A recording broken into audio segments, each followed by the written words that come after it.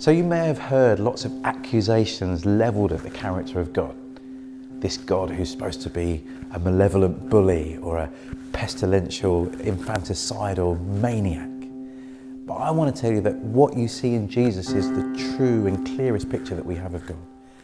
You see in Jesus a person who's compassionate to the weakest and most marginalised in society. You see in Jesus not anyone who's particularly for one particular people group. He's willing to speak to the poor as well as the rich. He's willing to encourage people that are Jewish as well as Gentiles to come to know him. And so in Jesus you have the fullness of the character of God. You have that most perfect of revelations of God's personhood.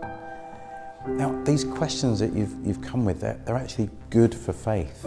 I want to encourage you that Christianity isn't intellectual suicide, that you can ask these questions of Christianity, and Christianity is strong enough and big enough to be able to cope with them.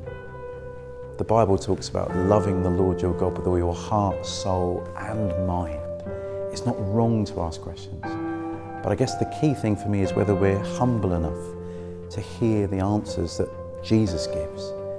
Jesus said, I am the way, the truth and the life. In other words, everything we see about Jesus, how he behaves towards people, how he speaks to people, that is a picture of what God is like. And the essence of the Christian faith is the clearest moment when God reveals his character to us is when Jesus died on a cross.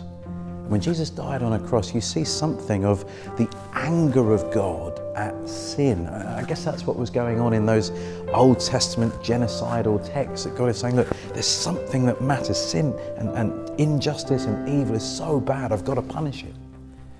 And you see that on the cross of Jesus, that Jesus says, you know what, I will take on the sins of the world. Instead of God punishing anybody else, let him punish me, said Jesus. And so you see the justice and the anger of God against evil. But you also see the love of God.